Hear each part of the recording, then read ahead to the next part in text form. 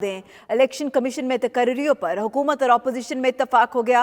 ज़राए के मुताबिक सिकंदर सुल्तान राजा को चीफ इलेक्शन कमिश्नर तैनात करने पर इत्तफाक किया गया है। मेंबर सिंध के लिए निसार दुरानी और बलूचिस्तान के लिए शाह मोहम्मद जतोई के नाम पर इत्तफाक किया गया। अपोजिशन ने चीफ इलेक्शन कमिश्नर के लिए हुकूमत का दिया नाम तस्लीम कर लिया है। हुकूमत सूबाई मेंबर्स के लिए अपोजिशन के नामों पर मान गई। इस पर बात करते हैं अपने नुमाइंदा हुसैन अहमद से। हुसैन अहमद, इससे पहले मुशाहिदुल्लाह खान का बयान आया था कि 95% जो अमल है वो मुकम्मल हो चुका है।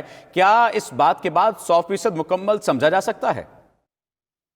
जी बिल्कुल। पार्लिमानी कमेटी बराए चीफ इलेक्शन कमीशन और दीगर दो मेंबरान की जो तकर्री से मुतालिक इजलास था, उसके बाद जो है वो हुकूमत और अपोजिशन के दरमियान नए चीफ इलेक्शन कमीशन के नाम पर इत्तफाक हो गया है। और जराए का ये कहना है कि सुल्तान सिकंदर राजा के नाम पर इत्तफाक कर लिया गया है और हुकूमती अरकान आज वज़ीर आज़म से इत्तफाक राय से जो है वो उनकी मंजूरी से जो है वो बातचीत होगी। और कल जो है वो पार्लिमानी कमेटी का जब दोबारा इजलास होगा तो कल 12 बजे जो है वो नामों का ऐलान कर दिया जाएगा।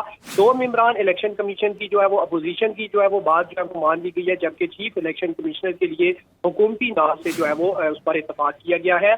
और पार्लिमानी कमेटी जो है वो कल नामों का जो है वो ऐलान करेगी। अगर हम बात करें बलूचिस्तान और सिंध से, तो सिंध मेंबर सिंध के लिए निसार दुरानी का नाम जो है वो सामने आया है, जबकि मेंबर पंजाब के लिए शाह मोहम्मद जतोई के नाम पर इत्तेफाक हो गया है। ताहम वज़ीर आज़म इमरान खान की हतमी मंजूरी के बाद जो है वो पार्लिमानी कमेटी कल ऐलान करेगी। हतमी फैसला जो है वो कल किया जाएगा।